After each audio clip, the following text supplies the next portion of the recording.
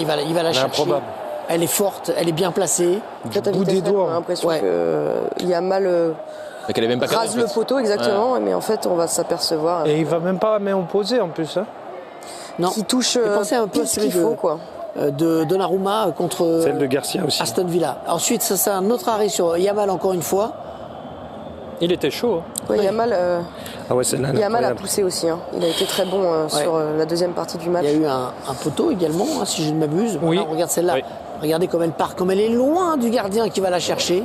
Et puis, le troisième arrêt, je voudrais qu'on revienne dessus parce mais c'est que celui-là, ouais. là, quand même, le ballon, voilà, c'est très bien donné.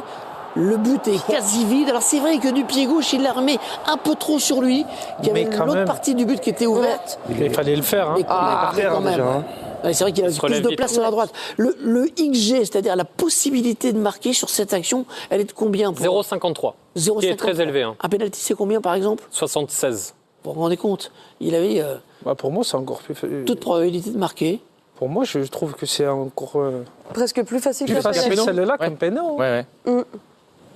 Qu'est-ce que vous dites? Je trouve que c'est plus facile cette occasion qu'un péno. Oui, je sais pas. Je sais pas comment il mesure. Je sais pas, vous avez été plus confronté. Non, à moi, mais je sais pas comment il mesure le XG, mais je trouve qu'il y a beaucoup plus Ils ont de... analysé des millions de tirs historiques et après il y a énormément de paramètres qui sont pris en compte, la distance, l'angle, ce qui s'est passé auparavant. Qui c'est qui rate là? Rappelez-moi. Eric Garcia. Eric Eric Garcia avait déjà marqué. S'il est droitier, je pense qu'il a plus de chances de marquer en fait. Si c'est Rafinha ou Yamal, je pense que c'est but, mais c'est un défenseur, quoi. En plus, c'est sur son mauvais pied. Bon, après, il faut souligner l'arrêt de Sommer, parce que pour moi, quand même, il la sort quand même. Hein. Ah, Après, bon, il y a le 2-2 interviendra quelques minutes plus tard, donc Oui. au final, ça n'a pas empêché les Barcelonais à ce moment-là de à nouveau se relancer. Exactement, Mais c'est vrai que l'arrêt était dingue et illustre bien la force de l'Inter sur ce poste-là.